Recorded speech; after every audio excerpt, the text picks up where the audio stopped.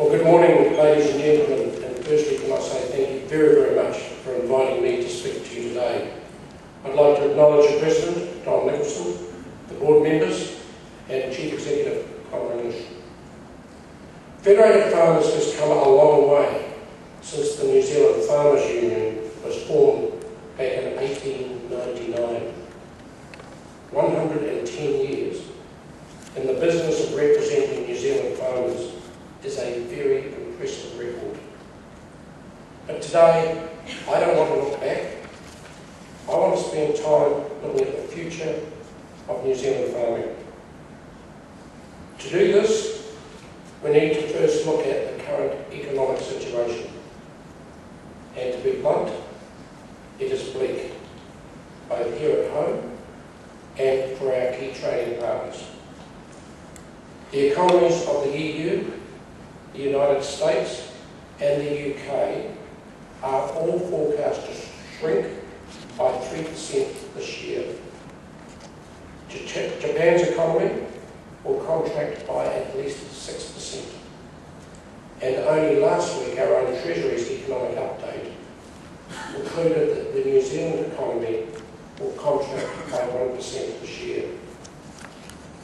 If this isn't enough to concern our exporters, we now have the Europeans and the United States raising the ugly head of protectionism in a misguided attempt to protect their own farming industries.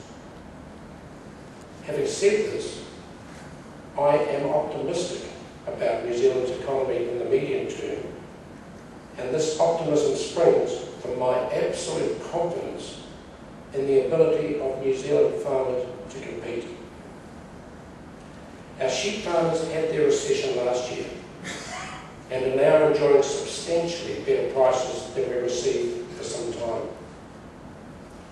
We need to acknowledge, though, that a significant part of the improved price is due to the supply of lamb from New Zealand being at the lowest level for years.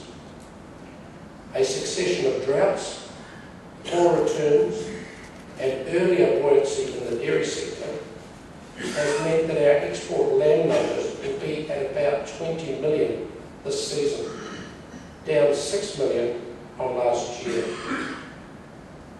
The dairy industry is clearly under some pressure, as it has seen a rapid turnaround from $7.90 to a Fonterra prediction of $4.55 this season.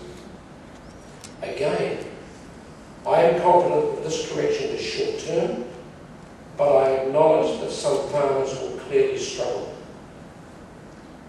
There has been a huge expansion of indebtedness in rural New Zealand, with it doubling to $45 billion in the last 5 years. Most of this indebtedness relates to the dairy sector and the financing of a rush of dairy conversions. I am concerned, and this is why I have called 2 meetings with the major rural lenders, but what I am happy to report to you today is an absolute commitment by those lenders to New Zealand agriculture. There are some farmers under extreme pressure, but some of the recent media language is, in my opinion, extreme.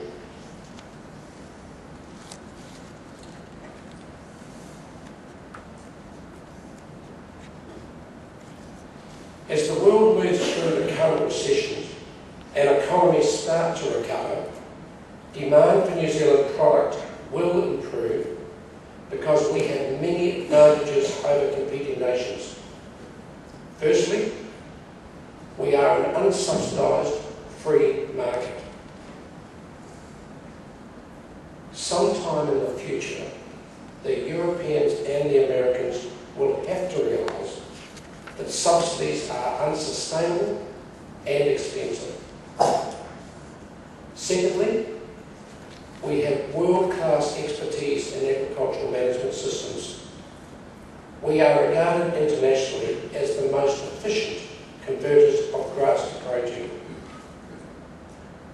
Thirdly, we have a huge advantage of water. The topography of this country means we get plenty of grain. It doesn't always fall in the right places at the right time, but with a sensible approach to water storage, solutions can be found.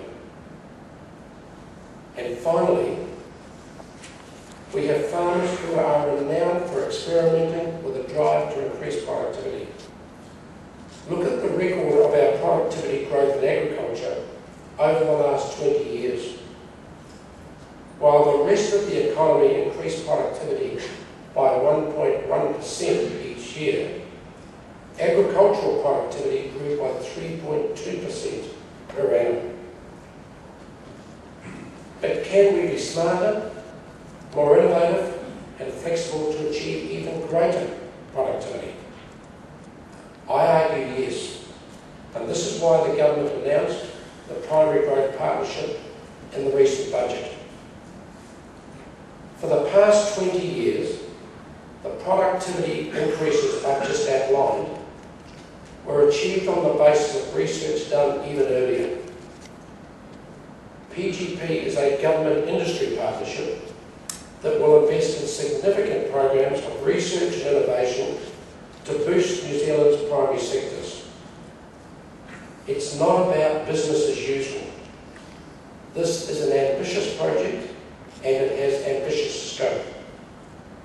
The initiative provides $190 million of government funding over 4 years. It will start at $30 million this year, rising to $70 million from 2012-13 onwards. Funding will be increased as industry shows the capacity and the need to spend more. With a matching commitment by industry, up to $140 million will be invested annually. A real feature of PGP has been the close development with industry.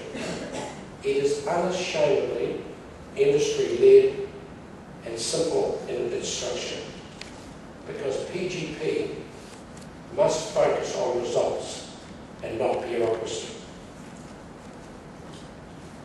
The next challenge we face is, of course, the emissions trading scheme. The good news for you is that the previous Labor government's emissions trading scheme will not survive, provided we get the numbers in Parliament. As you will be aware, a select committee has been reviewing the ETS, and we are still awaiting that report.